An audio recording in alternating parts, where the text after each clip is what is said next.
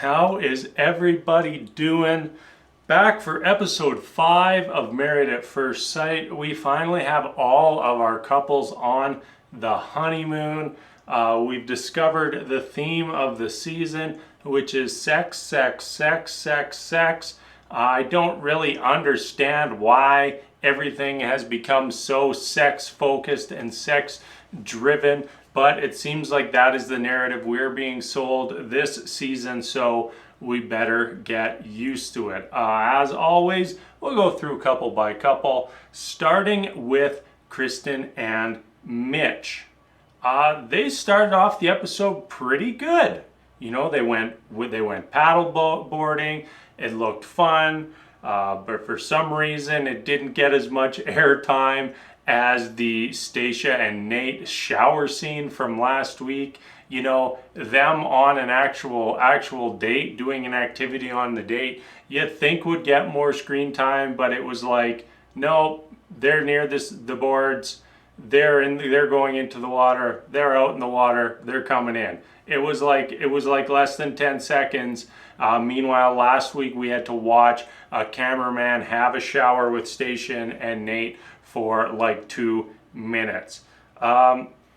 Kristin, it's only day 2, and you know, it's not really the time to be worrying about Mitch moving too slow physically. Like I said before, sex has just been such a huge factor this season, and you know, the honeymoon's just started and Kristin's worried about whether or not her husband is having sex with her. And most seasons, I think, like it's almost rare for a couple to have sex by the end of the honeymoon, and it feels like this season the expectation is that everybody's going to have sex by the end of the honeymoon, which is a little weird. To back up what Kristin was saying though, Mitch does admit that he isn't feeling that physical spark, which is a little bit of a head scratcher to me, because we've heard him making pervy remarks about her boobs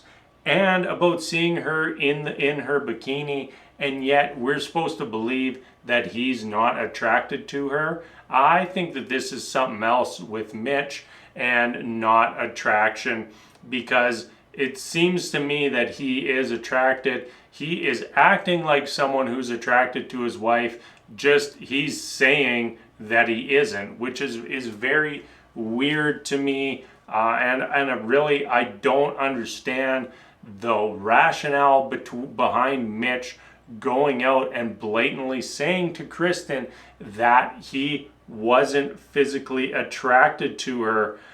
You know, Kristin, like, she straight up says that she wants more physically. Mitch shuts it down and promptly follows that up by saying he's not attracted to her.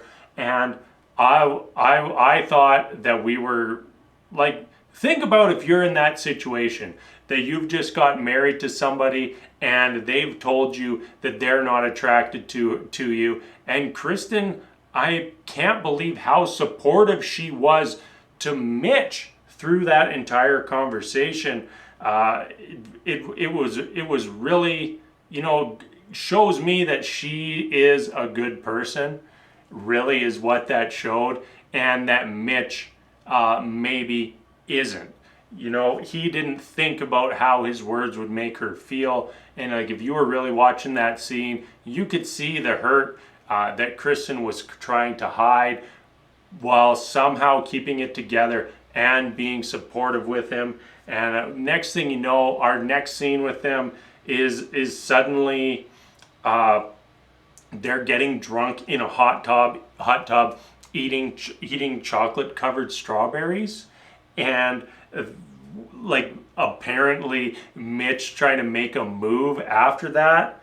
Like, this man makes no sense, but we are starting to see a little bit of a pattern from Mitch where he has a meltdown and then is just completely fine afterwards. Like, if you go back to the wedding when he had his groomzilla moment, and after that was totally fine. Now we're on the honeymoon and he has this meltdown tells Kristin that he's not attracted to her, and then afterwards is just completely fine with everything.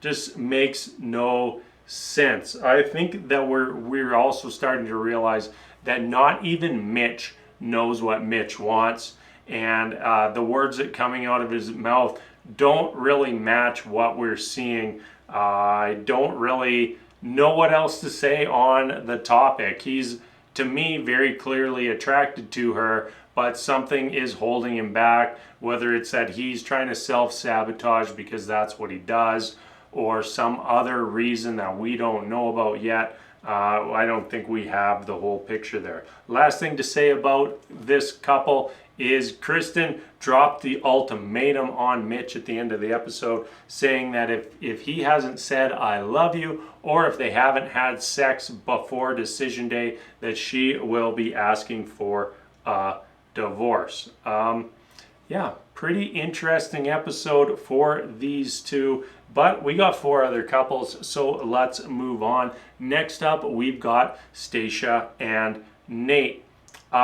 Any men out there who like shoving cameras into their significant other's butt to show the world while making faces like a 14-year-old boy that just learned girls aren't icky anymore? That's what we started off with Nate grabbing the camera and basically just pointing it at Stacia's ass. You know, completely unnecessary, just like the shower scene last week, and really showed me that Nate has some maturity issues that obviously aren't resolved yet.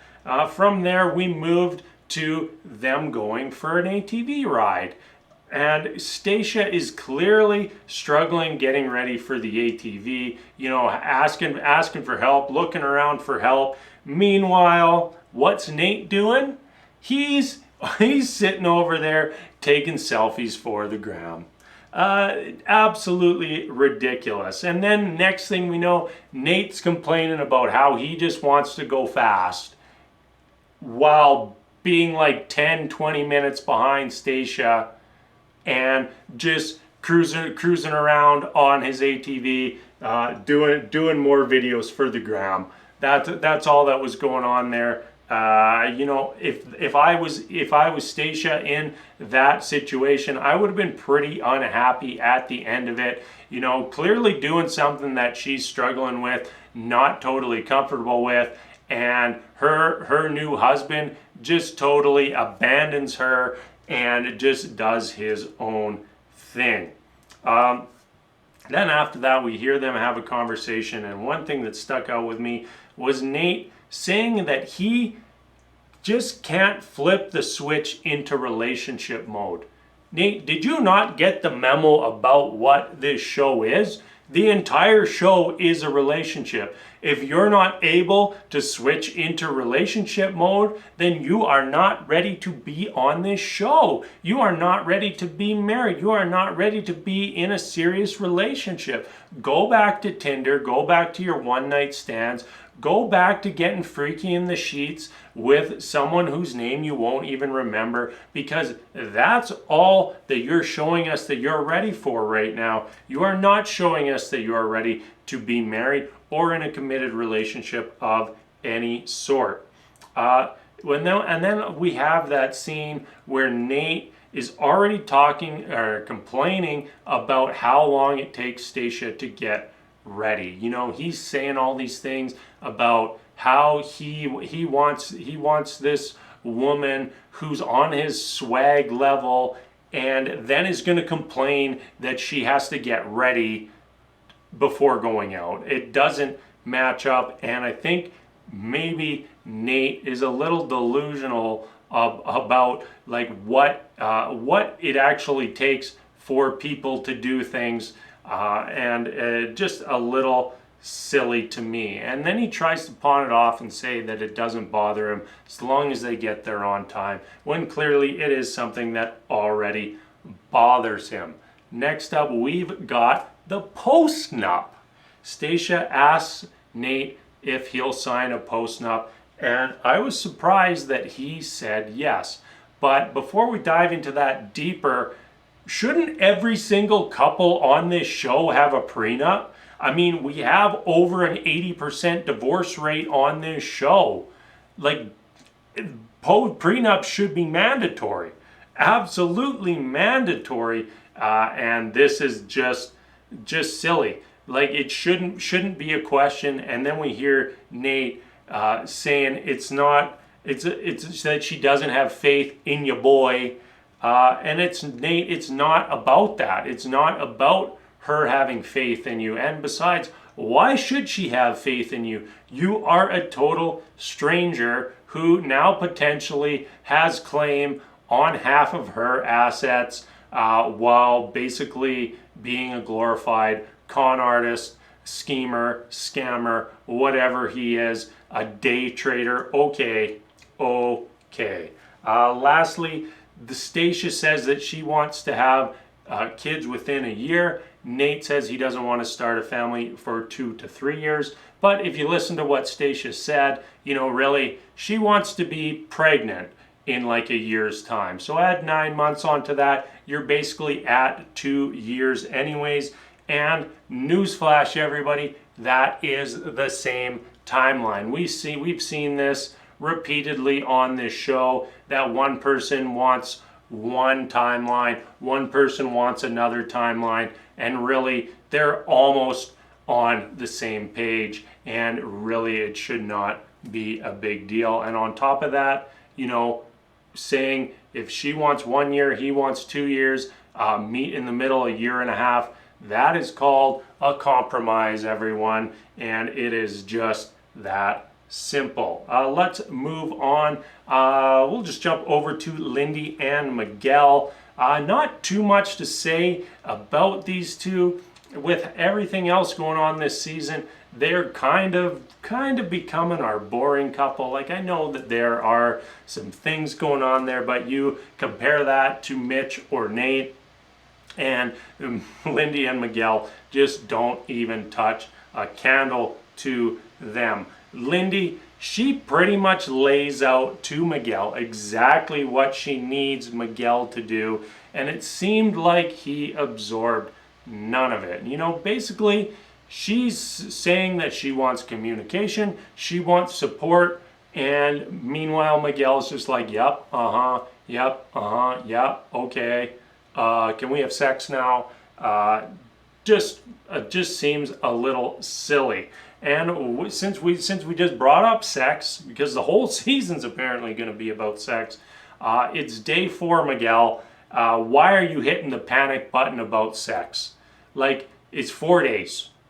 Like, you can sneak off and relieve some tension on your own. That's totally fine. But like, it's 4 days. You're okay. You're okay, man. Like, you're attracted to your wife. Your wife is attracted to you. Things are going to happen naturally, and it's better if you don't force that. But Horny Miguel is here. Horny Miguel wants to have sex with his wife, and Lindsey, she apparently just wants to say boats and hoes before getting on a boat. Next up, let's jump over to Alexis and Justin. Probably should have done them earlier because they did have a pretty big episode. First off, we got to learn what it looks like when someone who's 6'8" gets on a horse, and it looked hilarious. His legs were so long, I'm pretty sure that if he took his feet out of the stirrups, that they'd be dragging on the ground. Like, couldn't they have sprung for a larger horse for Justin? Like, I know bigger horses exist. They're all over the world, but no, he gets the little ride along the beach pony, and looked ridiculous. Alexis has a little diary cam thing where she says she's already falling for him and thinks that he is already in love with him. You know what I meant. Justin's in love with Alexis.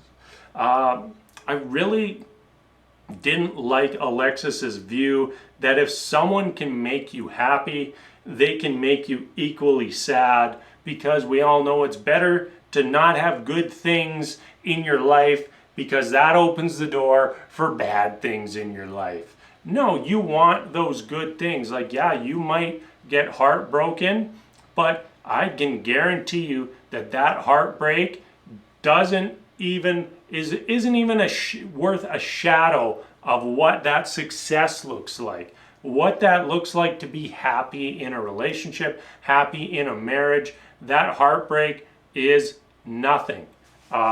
You can depend. The win is so much bigger here, and for her to kind of be shut off because she's worried about the negative, I don't like it, and I hope that she can change her mind and her attitude, because Justin wants to open up. He wants to fully give himself to her and no longer wants to be celibate or celibate, whichever one you're going with. And then at dinner, Justin drops the L-bomb. You know, the preview made it look like that was a total disaster, and in reality it wasn't. Could Alexis have handled it a little better? Absolutely. I think it would have gone a long way if she would have just said something along the lines of, hey, I'm not in love yet, but I can definitely see myself falling in love with you. Instead, what did she say? I just want to walk away right now. I just think that Justin just getting that little bit back would have gone a long way to ensuring him that his heart was being taken care of. Lastly, we've got the COVID couple, Morgan and Ben, and I'll be honest, everybody, at this point, I 100% do not care about weddings. I don't want to see the wedding. We already went through 4 weddings. We survived the weddings. We got to the honeymoon, and now we're going back to the wedding dinner. I'm not here for it. The only thing that I think we got from the wedding is that they apparently matched someone who wants kids with someone who doesn't want kids, just to further prove that matchmaking just does not matter on this show. They get 10 people that they think would be good for TV, and they just kind of smush them together and call it good. There's no science here. There's no experts. It's just, hey, we want these 10 people on the show, so pair them up and let's go. Yeah, once again, they're pushing the sex narrative as we get the extreme close-up on the bowl of condoms. You know, thanks MAFS. Like, we really needed that close-up of the condoms this week, just like we needed the close-up of the shower scene last week. When the moment when Ben said, "I can't lose," felt like major foreshadowing, considering that we've seen the preview and we see that there's going to be a little bit of fireworks between Morgan and Ben. Anybody else notice that Ben magically had a lot more confidence the morning after the wedding, that he clearly lacked the night of the wedding? Did something happen there? You know, I was placing bets on the first couple to have sex this season, and apparently it was a couple that hadn't even got married yet. We don't have any confirmation on that, but I'm quite confident that they have sealed the deal. They've consummated that marriage. Yeah. We're at a point, even I'm just that was just pretty much all about sex. You know, talked about the kids, which require sex, the condoms, and then them possibly having sex. So even I'm doing it now. I'm pushing the sex narrative, which was not my agenda, everybody. I promise. All right, that is going to wrap things up for tonight. As always, everybody, thank you so much for watching. And until next time, we'll see you later.